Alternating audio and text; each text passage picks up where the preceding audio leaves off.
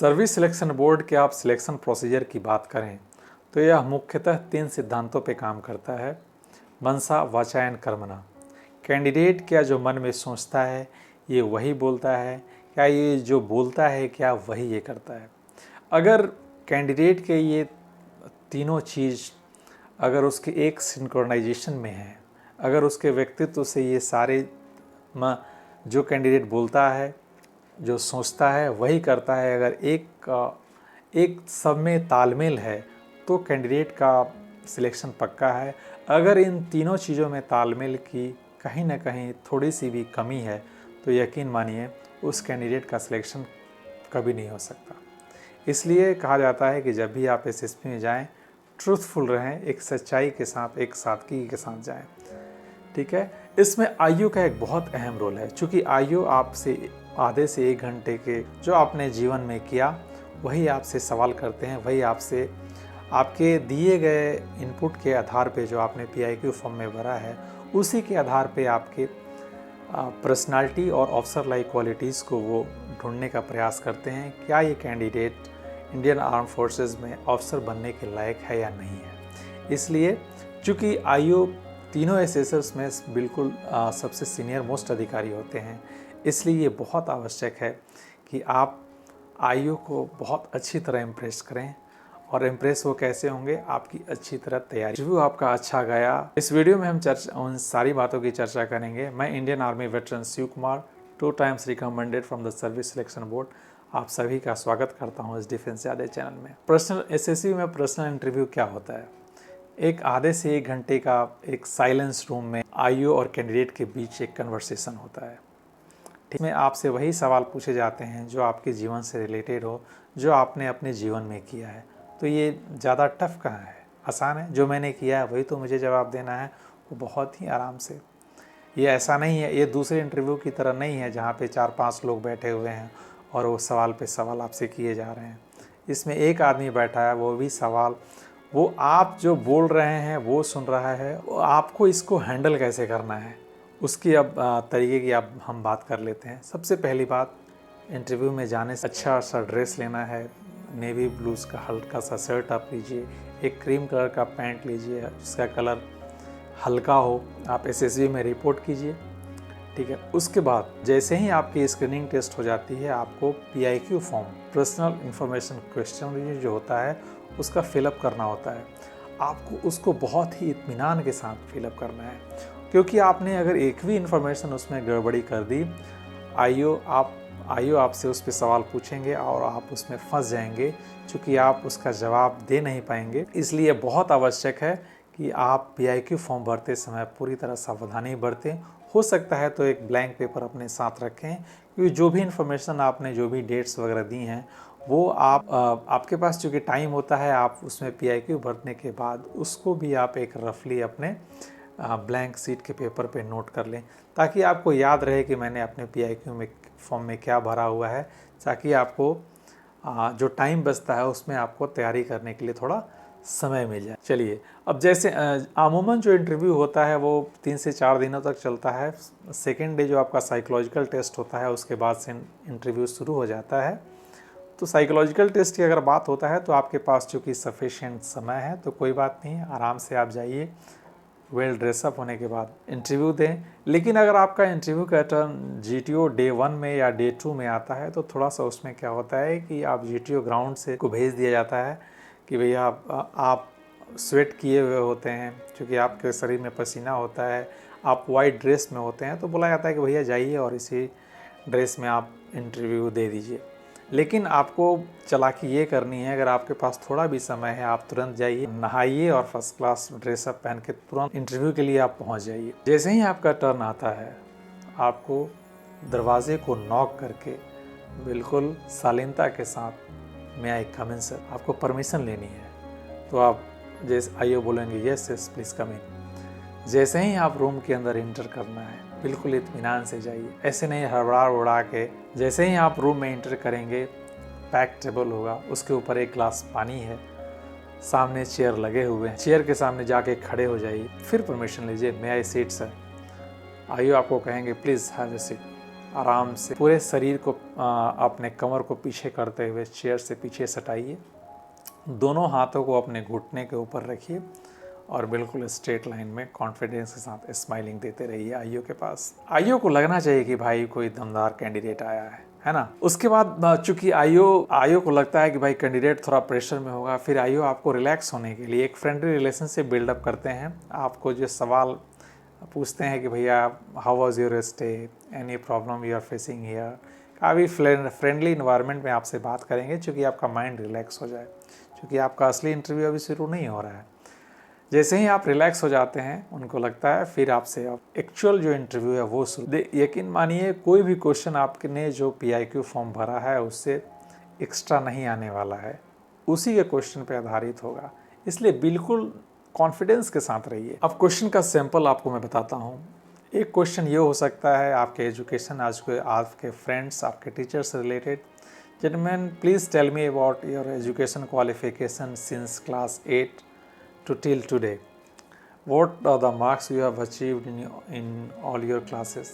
Then after, just tell me about the subject you like most and the subject you did not care much about.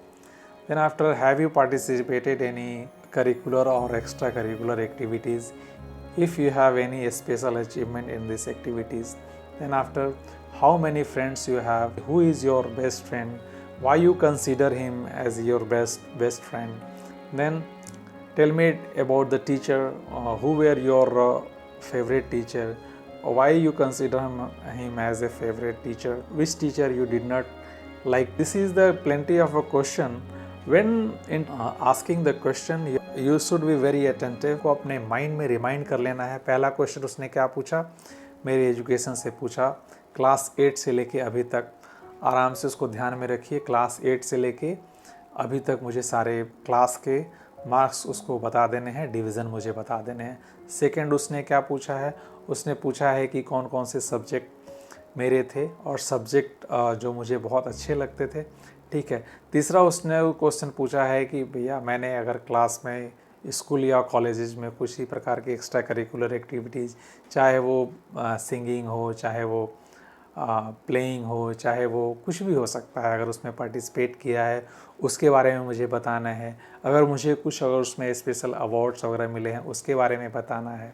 फिर मेरे friend circle के बारे में उन्होंने पूछा है कि मेरे फ्रेंड सर्किल में कौन कौन लोग थे या हैं, और उसमें जो मेरा बेस्ट फ्रेंड है वो क्यों मेरा बेस्ट फ्रेंड है, उसके बारे में आपको बताना है। फिर आपको अपने टीचर के बारे में बताना है कि भैया टीचर जो आपको बहुत अच्छे लगते हैं या लगते थे और अच्छे क्यों लगते थे, उनके बारे में मुझे बताना है।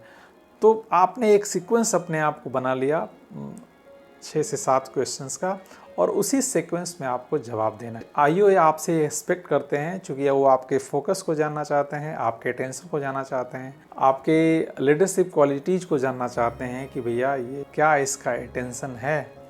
तो इन सब चीज़ों की क्वालिटी की जान क्वेश्चन का आंसर देते समय कुछ ध्यान देने वाली बात है। सारे आदमी सारे क्लास में अच्छे नहीं होते। क्लास 8 से लेके अभी तक अगर आपने कुछ क्लासेस में आप बहुत अच्छे होंगे, हो सकता है कुछ क्लासेस में आपके मार्क्स नहीं अच्छे होंगे। मार्क्स अच्छे नहीं हैं, क्यों अच्छे नहीं हैं आपके साथ, you should able to justify with your answer to the IO. भैया 8th में मेरे मार्क्स अच्छे नहीं आए, हो सकता है मेरे कुछ फ्रेंड सर्कल अच्छे नहीं थे, हो सकता है घर में मेरी कुछ ऐसी परिस्थितियां थीं जिसके कारण मैं अपनी पढ़ाई में फोकस नहीं कर पाया। इसलिए आपको अपने आंसर से उसको जस्टिफाई करके आईओ को सेटिस्फाई कर देना है। ठीक है ना। उसके बाद हो सकता है कि सारे सब्जेक्ट आपको अच्छे नहीं लगते हों, किसी को सारे सब्जेक्ट अच्छा नहीं लगता, किसी को संस्कृत अच्छा नहीं लगता, किसी को ज्योग्राफी अच्छा नहीं लगता, किसी को मैथ बहुत अच्छा लगता है, किसी को इंग्लिश बहुत अच्छा लगता है। तो इसमें कोई छुपाने वाली बात नहीं है। आपको जो भी सब्जेक्ट अच्छा लगता है आप उसके बारे में बताएं। जो आपको सब्जेक्ट अच्छा नहीं लगता है उसको बिल्कुल इत्मीनान से और कॉन्फिडेंस के साथ कहें कि भैया ये सब्जेक्ट है विच आई डोंट लाइक। फिर आपके अपने फ्रेंड सर्कल में बताइए कि भैया मैं ये फ्रेंड से why you consider me the best. कुछ ऐसी क्वालिटीज़ उसके अंदर होंगी जिससे आप समझते होंगे कि ये मेरा बेस्ट फ्रेंड है। कुछ हो सकता है उसने आपकी कुछ ऐसी मदद की होगी जिसके कारण आपको लगता है कि ये मेरा बेस्ट फ्रेंड है। सारे टीचर्स सब बच्चों को अच्छे नहीं लगते, इसके बारे में भी आपको कहना पड़ेगा। जो टीचर आपको अच्छे लगते हैं उनके बारे में आप बताइए कि भाई ये अच्छे क्यों लगते हैं। तो ठीक है, तो ये बहुत ही नॉर्मल क्वेश्चन है, आपको बहुत नॉर्मल ठीक है। फिर आपको कुछ क्वेश्चंस जो हैं वो आपके नेशनल या इंटरनेशनल इश्यूज जो अपने देश के हैं या विदेशों में जो भी घटनाएं हो रही हैं उसके बारे में आपसे विचार पूछे जाएंगे। जैसे कि हाल फिलहाल में ऑपरेशन सिंदूर हो रहा है, रसिया यूक्रेन की लड़ाइयाँ चल रही हैं, ईरान और इसराइल आपस में भिड़े पड़े हैं, तो उसकी क्या रीज़न है।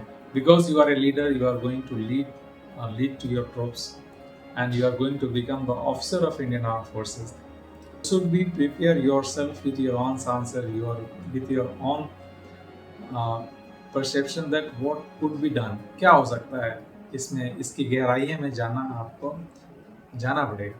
या क्या सिचुएशन है, आप सिंदूर ऐसी घटनाएं हुई उससे क्या इम्पैक्ट हुआ हमारे देश में, फिर बाहर में, फिर विदेश में हमारी उसकी क्या छवि रही, भारतीय सेना में क्या और आगे बदलाव करने की ज़रूरत है जिससे हम और बेहतर हो सकें, आने वाले समय में लड़ाइयों की क्या जो रूपरेखा है वो क्या होगी, इन सब पे आपको विचार करना। बिकॉज भाई you are going to become the officer, you are going to join the defence and you are not ordinary man, so you should be personal opinion about this issues. ठीक है, सीक्वेंस को याद रखें, उसी sequence में जवाब देने की कोशिश करनी है। ठीक है, उसके बाद जैसे ही इंटरव्यू चल रहा होता है, आधे घंटे के बाद कैंडिडेट लूज़ होने लगता है, वो आराम से बैठने लगता है, उसका फोकस और अटेंशन इधर उधर रूम की तरफ जाने लगता है क्योंकि वो काफ़ी प्रेशर में है। तो ये इस बात का ध्यान रखना है आपको कि इंटरव्यू चाहे आपकी आधे घंटे चले, 1 घंटा चले, आपको आपका फोकस, आपका अटेंशन बिल्कुल आईओ के ऊपर होना चाहिए, आपकी नज़र इधर उधर नहीं होनी चाहिए। ठीक है, क्योंकि वो आपका टेम्पर जानना चाहते हैं। ठीक है, उसके बाद आपका रैपिड फायर क्वेश्चन जहाँ पे 25 से 30 क्वेश्चंस एक साथ पूछे जाते हैं। भैया ज़रूरी नहीं है कि सारे क्वेश्चन आप जवाब दे ही दो और सारे क्वेश्चन को एक सीक्वेंस में ही जवाब दो। वो आपके टेम्पर को जानना चाह रहे हैं कि भैया ये कैंडिडेट कितना टेम्पर को बर्दाश्त कर सकता है। इसलिए घबराना नहीं है क्वेश्चन सुन के, भाई इतना क्वेश्चन एक बार ब्लास्ट मार दिया, नहीं। वो उसका काम है, आपका काम है उस सीक्वेंस को याद, जितना आपसे हो सकता है उस सीक्वेंस को आप याद रखें और उसी सीक्वेंस से आप जवाब देने की कोशिश करें। कोई आपको रिजेक्ट नहीं कर रहा है ना, इसलिए घबराना नहीं। वीडियो पसंद आया है तो वीडियो को लाइक करें, चैनल को सब्सक्राइब करें और इससे दोस्तों और रिश्तेदारों में शेयर ज़रूर करें। जो भी डिफेंस में अपना करियर बनाना चाहते हैं, जिनको भी अपने डिफेंस में ऑफिसर बन के अपने सपनों को पूरा करना चाहते हैं, उनके लिए ये चैनल डेडिकेटेड है। आपका कोई भी अगर प्रॉब्लम है आप मुझे कमेंट करें, मैं आपके कमेंट का रिप्लाई ज़रूर करूँगा। ठीक है, थैंक्स फॉर वॉचिंग, जय हिंद।